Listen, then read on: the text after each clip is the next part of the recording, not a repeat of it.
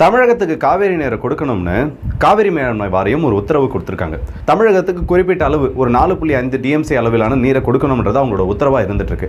ஆனால் அதை நாங்கள் கொடுக்க மாட்டோம், உச்சநீதிமன்றத்தில் மேல்முறையீடு பண்ண போறோம்னு கர்நாடக அரசு கிட்ட இருந்து ஒரு அறிவிப்பு வந்திருக்கு.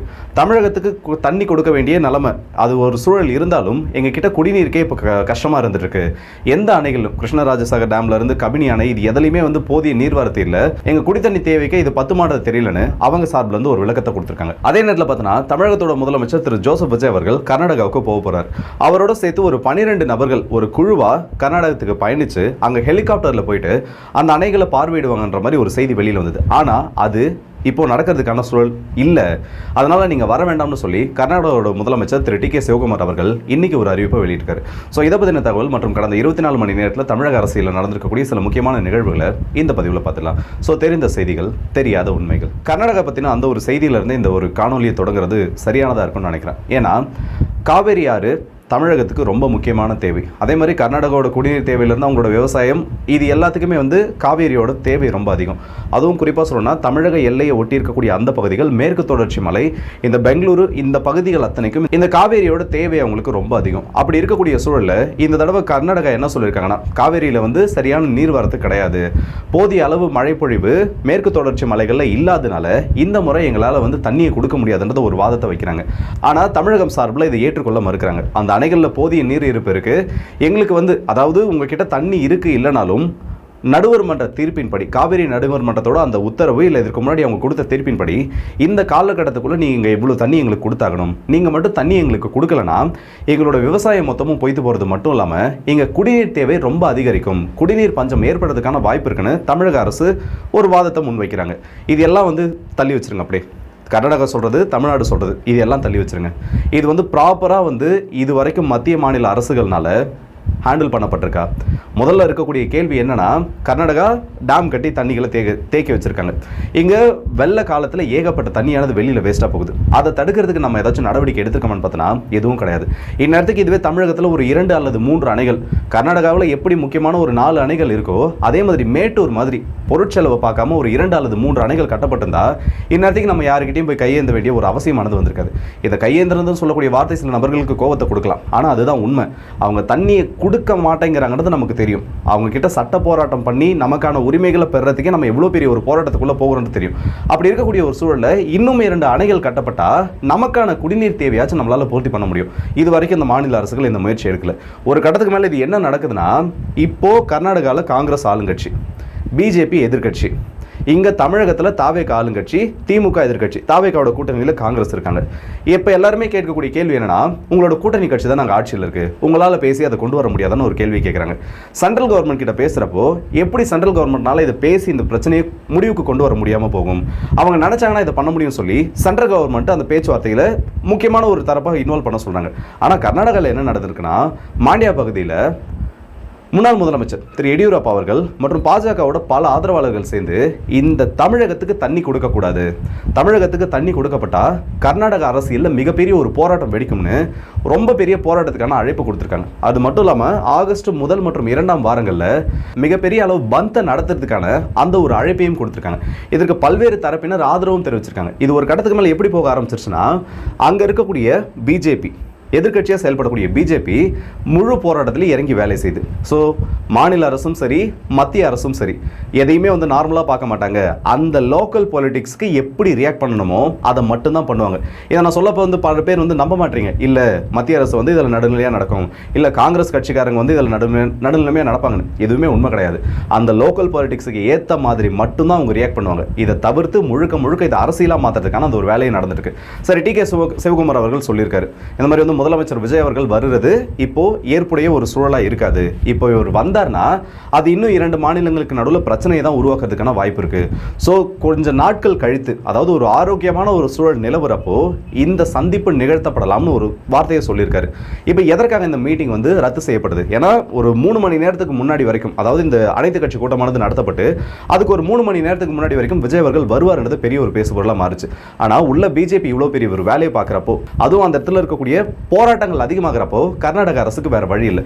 எப்படி தமிழக முதலமைச்சர் அவர்கள் கர்நாடகாவுக்கு போகக்கூடாது, இப்படி போகிறது தமிழக உரிமைகளை அடகு வைக்கிற மாதிரியாகவும், அதனால நாங்கள் ரொம்ப பெரிய ஒரு போராட்டத்தை தொடங்குவோன்னு இங்கே இருக்கக்கூடிய எதிர்க்கட்சிகள் செயல்படுதோ, அதே மாதிரி தான் விஜய் அவர்கள் வரக்கூடாதுன்னு அங்கே இருக்கக்கூடிய எதிர்க்கட்சி செயல்படுது. டு பி ஃப்ராங்க், சிங்கிள் லைனில் சொன்னா இந்த காவேரி பிரச்சனையை வச்சு பக்கவான அந்த அரசியல் நடந்துட்டு இருக்கு. மத்திய அரசும் சரி, மாநில அரசுகளும் சரி, இதை அரசியலாக மாற்றாமல் 2 மாநிலங்களோட அந்த மக்களோட பிரச்சனையா, இனம் மொழி கடந்த அந்த ஒரு பிரச்சனையா பார்த்தாங்கன்னா இதற்கான ஒரு தெளிவு கிடைக்கும். ஆனால் அதை அவங்க பண்ணுவாங்களான்றது பெரிய ஒரு கேள்விக்குறி மட்டும்தான். இதுக்கு நடுவில் இன்னும் சில சிறப்பான சம்பவங்கள் நடந்திருக்கு. என்னன்னா, கர்நாடகாவில் காவேரி நீரை கொண்டு வர முடியல அப்படின்னு சொல்லி ஏகப்பட்ட விமர்சனங்கள் வைக்கப்பட்டு இருக்கு. அதில் முக்கியமான விமர்சனம் யாரால் வைக்கப்பட்டிருக்குன்னு பார்த்தோன்னா, வேற யாரால எதிர்க்கட்சியாக இருக்கக்கூடிய திமுகனால தான். ஆனால் காவேரியில் இவ்வளோ பெரிய பிரச்சனைகளை நம்ம சந்திக்கிறதுக்கும் அது மட்டும் இல்லாமல் உங்களோட கூட்டணி கட்சியாக தானே இப்போ காங்கிரஸ் இருக்கு, எப்படி உங்கள் கூட்டணி கட்சிக்கிட்ட பேசி நீங்களே தண்ணி கொண்டு வரலாமேன்னு போன வருஷமும் கடந்த 5 வருஷத்துல இதுதான் நடந்துச்சு. பிஜேபியோட முக்கியமான எதிர்ப்பாளராக இருக்கக்கூடிய காங்கிரஸும் திமுகவும் ஒரே கூட்டணியில் இருந்தாங்க. ஆனால் அப்போல்லாம் பேசினா கூட்டணி தர்மம் அது இதுன்னு ஏகப்பட்டதை பேசுவாங்க. அது எப்படி எதிர்க்கட்சியாக இருக்கப்போ ஒரு பேச்சு, ஆளுங்கட்சியாக இருக்கப்போ பேச்சு, ஆட்சி மாறினதுக்கு அப்புறம் ஒரு பேச்சு, இந்த மாதிரி பேச்சுகளை மாற்றி பேசுறதுன்றது இந்த ஒரு கட்சினால மட்டும்தான் பண்ண முடியும். நான் இதை மட்டும் பேசல. ரீசெண்டாக பரிதாபங்கள் கோபி சுதாகர் ஒரு வீடியோ ஒன்று பண்ணியிருந்தாங்க. அந்த வீடியோவில் ஒரு சின்ன ஒரு கிளிப் வருது. அந்த கிளிப்பு யாரை பேஸ் பண்ணி வருதுன்னு பார்த்தோன்னா அவங்க ஓப்பனாக காமிக்கலாம், ஆனால் நீங்கள் பார்க்குறப்பவே தெரியும். சில நாட்களுக்கு முன்னாடி ஒரு எம்எல்ஏ கைது பண்ணப்படுறாரு. அந்த எம்எல்ஏ கைது பண்ணப்பட்டதுக்கு அப்புறமா அவருடைய மகன் என்ன பேசணும்னே தெரியாமல் ஒரு ப்ரெஸ் மீட் ஒன்று கொடுக்குறாரு. சம்மந்தமே இல்லாமல் brain is the power house of body, அந்த மாதிரி ஏகப்பட்ட விஷயங்களை பேசியிருக்காரு. ஆனால் பிரெயின் பாடியோட பவர் ஹவுஸ் கிடையாது. அதை மிமிக் பண்ணுற மாதிரி ஒரு வீடியோ போட்டிருந்தாங்க. உடனே இந்த காயம்பட்ட இடத்துல வெந்த புண்ணில் வேலை பாய்ச்சறதுன்னு ஒன்று சொல்லுவாங்க, அப்படி இல்லையா? நல்ல காயம்பட்ட இடத்துல பச்சை மிளகாய் கிள்ளி வைக்கிற கதை தான். இங்கே இருக்கக்கூடிய அந்த திமுக கும்பலுக்கு எங்கிருந்து தான் அவ்வளோ பெரிய ஒரு கோபம் ட்ரிகர் ஆச்சோ தெரியல. மொத்த பேரும் போட்டு அந்த ஒரு டீம் அடிக்க ஆரம்பிச்சிட்டாங்க. எப்படி நீங்கள் பேசலாம், இது கீழ்த்தரமான ஒன்று, ஒரு அப்பாவுக்காக தன்னோட மகன் பேசினார், அதை நீங்கள் எப்படி இவ்வளோ கேவலமாக காமிக்கலாம், எப்படி இவ்வளோ கேவலமாக பேசலான்னு. இதில் ஒரு படி மேலே என்ன ஆயிடுச்சுன்னா, திமுகவோட டிஆர்பி ராஜா அவர்கள் இந்த ஐடி விங் கூட்டத்துக்கே தலைவனாக அவர் தான் இப்போ செயல்பட்டு இருக்காரு. அவரெல்லாம் சோ டிஸ்கஸ்டிங் பிஹேவியர், உங்களோட ஒரு பெரிய ஃபேன் நான், ஆனால் நீங்கள் இப்படி பண்ணுவீங்க நாங்கள் எதிர்பார்க்கலாம், அந்த மாதிரி ஒரு பெரிய ரைட் அப்லாம் போட்டிருந்தாங்க. இவங்களுக்கெல்லாம் என்ன பிரச்சனைனா, கவர்மெண்ட்டை எதிர்த்து இந்த டீம் எதுவும் பேச மாட்டேங்கிறாங்க தான். அண்ட் அது மட்டும் இல்லை, இன்னும் நல்லா கேளுங்க சார், நாக்கப்படுங்கிற மாதிரி கேளுங்க. 5 வருஷம் எங்கள் ஆட்சியில் எவ்வளோ பிரச்சனை நடந்துச்சு, 5 வருஷம் எங்கள் ஆட்சியில் எவ்வளோ உரிமை மீறல்கள் நடந்துச்சு, அப்போ எல்லாம் கேள்வி கேட்காம இப்போ ட்ரோல் பண்ணுறீங்களே, நாங்கள் என்ன பதவியில் இல்லைன்னு பயப்படுறீங்களா சொல்லி ஓப்பனாகவே கேளுங்க. அதை விட்டு நீங்கள் இப்படியெல்லாம் பேசிட்டு இருக்கீங்க, இது ஒரு பக்கம் போயிட்டு இருக்கா. அப்படி ஒரு என்ன பேசுனாங்க? பரிதாபங்கள் டீம் ஒரு விஷயத்தை வச்சு ஒரு ட்ராலை எடுத்துகிட்டு போகிறாங்க. அது நல்லதா கேட்டதான்னு கேட்டிங்கன்னா, ஒரு சென்சிட்டிவான விஷயத்தை பேசுறது ஒரு நல்ல ஒரு சூழல் கிடையாது. ஆனால் யாரை பற்றி பேசியிருக்காங்கன்னு ஒன்று இருக்குல்ல, அந்த மீட்டிங்கில் பேசுனது அந்த மார்க்கண்டேயனோட அவரோட மகன் பேசுனது எல்லாம் அவர் அப்பாவுக்காக தான் பேசினார், இது எப்படி நீங்கள் எடுத்து ட்ரால் பண்ணலாம். என்னவோ அவங்க அப்பா 4 நாள் பார்டரில் நின்று பாகிஸ்தான் கூட சண்டை போட்டு ஏதோ பெரிய வீரதேர செயல் பண்ணி போன மாதிரி பேசுகிறீங்க. ஒரு சிஎம்ஐ தப்பாக பேசுகிறாரு, அதுவும் சிஎம்ஐ எலும்ப உடைப்பன்னு பேசுகிறாரு. இதுக்கு தூக்கி ஜெயிலில் போடுவாங்க, ஆரத்தி எடுத்து நடுவீட்டில் உட்கார வச்சு விருந்தா வச்சுட்டு இருப்பாங்க. தப்பாக பேசுனது ஜெயிலில் தூக்கி போட்டாங்க. அதுவும் அப்படி உங்கள் அப்பா பேசுறதுக்கு நீ நடுவில் என்ன பேசுன, எங்க அப்பா எங்க கூட தான் இருக்காரு, ஆனா உங்க பையன் தான் உங்க கூட இல்ல, இதுக்கு பேரு அப்பாவுக்காக பேசுறது. அதாவது நீங்க ஒண்ணு பண்ணிடுவீங்க, ஆனா அதை அப்போஸ் பண்ணி ஒருத்தவங்க பேசுறப்ப உங்களால தாங்கிக்க முடியாது, எரியுது, உடனே அவங்க மேல விமர்சனம், இந்த சேனலே வேணாம் பிளாக் பண்ணணும்னு. இந்த கழக உடன்பிறப்புகள் அத்தனை பேருக்கு நான் ஒரே ஒரு கேள்வி தான் கேட்கிறேன், ஏன்னா இப்பதான் இவங்க இதை பண்ணிட்டு இருக்காங்களா? பழைய வீடியோலாம் எடுத்து பாருங்க, கலைஞர் அவர்கள்ல இருந்து மு.க. ஸ்டாலின் அவர்கள்ல இருந்து வச்சு செஞ்சிருப்பாங்க. இந்த ஒரு வீடியோக்கு இவ்வளவு ட்ரிகர் ஆகுனா அந்த வீடியோலாம் பார்த்தோன்னா கட்சியில ஒருத்தவங்க கூட இருக்க மாட்டீங்க போல, மொத்த பேரும் அவங்கள போய் கடிச்சிட்டு இருக்கீங்க. அப்போ உங்களுக்கு அது பிரச்சனை இல்லை. உங்கள் கட்சியில் இருக்கக்கூடிய ஒரு நபரை பேசுறதுக்கே நீங்கள் இப்படி கொந்தளிக்கிறீங்கன்னா, பழைய வீடியோலாம் எடுத்து பார்த்தீங்கன்னா நேரத்துக்கு என்ன பண்ணியிருப்பீங்கன்னே தெரியல. அவங்க பேசுனது உங்களுக்கு பிரச்சனை இல்லை, ஆனால் யாரை பற்றி பேசுனாங்க, என்ன பேசுகிறாங்கன்னு யாரை பற்றியும் பேசக்கூடாது, எதுக்குமே விமர்சனத்தை எங்களால் ஏற்றுக்க முடியாதுன்னா அதே தான் உங்களுக்கும். ஒரு சிஎம் அவர்களை தப்பாக பேசி அவர் அரெஸ்ட் ஆகிறாரு. அரெஸ்ட் ஆகக்கூடிய இன்சிடென்ட் நடந்து முடிஞ்சதுக்கு அப்புறமா அவரோட பையன் அப்பாவை பற்றி பேசாமல் சிஎம் அவர்களோட தனிப்பட்ட வாழ்க்கையை பற்றி பேசுகிறாரு. இதில் மற்றவங்களை பார்த்து நீங்கள் இதை பண்ணாதீங்க, விமர்சனத்தை இப்படி வைக்காதீங்க, உங்களுக்கெல்லாம் என்ன தகுதி இருக்குன்னு அடுத்தவனை பார்த்து கேள்வி வேறு. கண்ணாடியை பார்த்து கேளுங்க ப்ரோ. இதெல்லாம் கூட ஒரு பக்கம் சரி, ஓகே, இவங்க ஏதோ பண்ணிட்டு இருக்காங்க, பிரச்சனை நடந்திருக்குன்னு விட்டுறலாம். பரிதாபங்கள் டீம் பண்ணது சரி தப்புன்னு சொல்லி அது ஒரு தனி பிரச்சனை போயிட்டு இருக்கு. இன்னொரு பக்கம் பார்த்தோன்னா, இந்த தம்பிகள் கூட்டத்தில் ஒரு முக்கியமான தம்பியாக இருக்கக்கூடிய இடும்பாவனம் கார்த்தி ஒரு பதிவை கொஞ்ச நேரத்துக்கு முன்னாடி போட்டிருக்காரு. சிஎம் அவர்கள் கர்நாடகாவுக்கு நீங்கள் அனுப்பி வச்சிங்கன்னா ஹெலிகாப்டரில் ஏறுற மாதிரி ஒரு 4 ரீல்ஸு, இறங்கின மாதிரி ஒரு 4 ரீல்ஸு, அதுக்கு மேலே இந்த ஒரு வார்த்தை, வேறு எதுக்குமே பிரயோஜனம் இல்லைன்னு. அதெல்லாம் சரிதான் ப்ரோ, அவர் அங்கே போனார்னா ஓகே, அவர் வந்து அங்கே போகிறதுனால இதுக்கு கூட பயன் இல்லை. 234 தொகுதியிலையும் வேட்பாளர்களை போட்டு 234லையும் டெபாசிட் வாங்காமல் கடைசி வரைக்கும் இந்த கிரிக்கெட்டெல்லாம் ஸ்கோர் போர்டு போடுறப்போ எக்ஸ்ட்ராஸ்ன்ற ஒன்று போடுவாங்க. இதெல்லாம் வந்து அன்வான்டாக வீசப்பட்ட பந்துங்கன்னு. அந்த மாதிரி எக்ஸ்ட்ராஸ் லிஸ்ட்டில் கூட வைக்காமல் மற்றவைன்னு போட்டு கீழே ஒரு முட்டையை போட்டு ஒரு கட்சியில் இருக்கவங்கள ஓரம் கட்டி வச்சுருந்தாங்க. என்ன தெரியுது, தமிழக மக்கள் இதாக கூட அந்த கட்சியை மதிக்கலன்றது தெரியுது, அந்த கட்சியை ஏற்றுக்கலன்றது தெரியுது. அப்படி மதிக்காத ஒரு இடத்துல இருந்துட்டு நமக்கு இந்த வாயெல்லாம் தேவையா? நான் இதை பேச வேணாம் தான் நினச்சேன். ஆனால் தொடர்ந்து பார்த்தோன்னா இதே மாதிரி பேசிகிட்டு இருக்கிறது. இதே மாதிரி ஒரு கட்டத்துக்கு மேலே கவர்மெண்ட் மேலே விமர்சனத்தை வைக்கிறது யார் வேணால் வைக்கலாம். அது என்ன அந்த ஒரு வார்த்தை? இதெல்லாம் பண்ணால் ட்ரிகர் பண்ணுறாராம். அதாவது வந்து கவர்மெண்ட் மேலே ஆக்ஷன் எடுக்கணும். இந்த வடிவேல் ஒரு காமெடி சீனில் ஒன்று பண்ணுவார், 400 அப்படி தான் நல்லா பார்த்துங்கன்னு. அந்த மாதிரி வந்து அரெஸ்ட் பண்ணிட்டாங்கன்னா பார்த்தீங்களா, தமிழக அரசு வந்து இந்த கட்சியை பார்த்து பயப்படுது, தமிழக அரசு வந்து இந்த ஒரு இடத்த பார்த்து பயப்படுதுன்னு. மற்றவங்களை பற்றி பேசுறதுக்கு முன்னாடி நம்ம ஒழுங்கான்னு பார்க்கணும். இதோ அந்த மயிலாடுதுறை பக்கத்தில் ஏதோ கடை ஒன்று வச்சு கொடுத்து ஏதோ கேள்விப்பட்டேன், உண்மையா ப்ரோ? இதற்கு அடுத்தபடியாக இன்னொரு வீடியோ வைரல் ஆகிட்டு இருக்கு. இங்கே சில வயதான பெண்கள் 40 வயசில் இருக்கக்கூடியவங்களாம் வந்து தாவேக்காவை கேள்வி கேட்கிற மாதிரி ஒரு வீடியோ. நான் கூட ஆரம்பத்தில் வந்து சரி ஓகே, கவர்மெண்ட்டுக்கு எதிராக ஏதோ பிரச்சனை இருக்குது, அரசின் மீது விமர்சனங்கள் இருக்குது, அதனால் இவங்க பேசுகிறாங்கிற மாதிரி பார்த்துட்டு இருந்தேன். அப்புறமா தான் தெரியுது இதெல்லாம் அவங்களா பேசலை. இதை கேளு, ஏன் விஜய் இதை செய்யலைன்னு கேளு, ஏன் விஜய் வந்து 2500 கொடுக்கலன்னு கேளு, ஏன் இதை பண்ணலன்னு கேளு. பின்னாடி இருந்து யாரோ பேக்கப் கொடுத்துட்ருக்காங்க. ஏன்னா பேசுகிறது தான் பேசுகிறீங்க, இவ்வளோ பெரிய ஒரு டீம் வச்சுருக்கீங்க, இவ்வளோ பெரிய ஒரு பவர்ஃபுல்லான ஒரு பேக்கப் உங்களுக்கு இருக்குது. அதையெல்லாம் வச்சு அந்த பாட்டியை மனப்பாடம் பண்ணி கூட்டின்னு வர கூட மாட்டீங்க, பின்னாடி நின்று சொல்லி கொடுத்து ஒவ்வொன்றுக்கும் மாட்டிட்டு இருக்கீங்க. இதில் ஃபயர் விடக்கூடிய ஒரு குரூப் வேறு. பார்த்தீங்களா பொதுமக்கள் எப்படி கேள்வி கேட்க ஆரம்பிச்சிட்டாங்க பார்த்தீங்களான்னுட்டு. அதை கட் பண்ணியாவது போட்டிருக்கலாம் பின்னாடி இருந்து சொல்லி கொடுக்குறது. அதையும் பண்ணாமல் மொத்தத்தையும் போட்டு மாட்டி விட்டு மானத்தை வாங்குறதே இந்த ஒரு குரூப்புக்கு வேலையாக போச்சு. இதெல்லாம் கூட பரவாயில்லைங்க, ஒரு பக்கம் எல்லாம் போயிட்டு இருக்கு, சரி ஓகே எல்லாத்தையும் விட்டுடலாம். நான் திரும்பவும் சொல்கிறேன், அரசின் மீது விமர்சனங்கள் கண்டிப்பாக வைக்கப்பட வேண்டும். இந்த விமர்சனத்தில் வந்து எப்படி இருக்கணும்னா, ஓகே ஒருத்தவங்களும் அதை தனிப்பட்ட கருத்துக்கள் இருக்கலாம், என்னை பொறுத்த வரைக்கும் அது ஒரு ஹெல்த்தியான விமர்சனமாக இருக்கணும். இப்போ சோழிங்கரில் தாவேக்கா எம்எல்ஏ ஒருத்தர் செய்தியாளர் தாக்குனதாக ஒரு செய்தி வந்தது. அப்போ எல்லாருமே வந்து கொந்தளிச்சாங்க, தப்பான ஒரு விஷயம். ஆனால் அதுக்கப்புறம் அந்த பையனை வந்து சொன்னால் இல்லை நான் அவர் கூட தான் இருக்கேன், அவர்கிட்ட நான் விளையாட்டாக கேட்டப்போ அவர் விளையாட்டாக அடிக்கிற மாதிரி பண்ணிட்டு போகிறாரு. இது ஒரு பக்கம். இன்னொரு பக்கம் பார்த்தோன்னா தாவேக்கோட முக்கியமான ஒரு மாவட்ட செயலர் அவர்கள் பெண்களிடம் தவறாக பேசி அத்துமீறினார் சொல்லி அந்த ஒரு செய்தி. இதுக்கெல்லாம் போட்டு அடின்னு அடிக்கலாம். ஏன்னா ஒரு கட்சி பதவியில் நீங்கள் இருக்கீங்கன்னா உங்களுக்கு வந்து எல்லாமே, அதாவது இது எல்லாமே உங்களுக்கானதுன்னு கிடையாது. எல்லாத்துக்குமே வந்து அந்த ஒரு ரெட் லைன் இருக்குது. இதுதான் நம்மளோட எல்லை. மற்றவங்க கிட்ட பேசுகிறப்போ நாகரிகமாக பேசணும், கண்ணியமாக பேசணும். உங்கள் கட்சியை சம்மந்தப்பட்ட பெண் ஒருத்தவங்க உங்ககிட்ட வேலை கேட்டு வராங்க, இல்லை உங்கள் கட்சியில் வந்து அந்த ஒரு பொறுப்பு கேட்டு வராங்கன்னா நீங்கள் அவங்க கிட்ட உங்களோட அந்த பருப்பு தனத்தை காமிக்கக்கூடாது. இப்படி எல்லாம் இருக்குது. இது எல்லாத்தையுமே வந்து விமர்சனம் பண்ணலாம், எல்லாம் பண்ணி தான் ஆகணும்.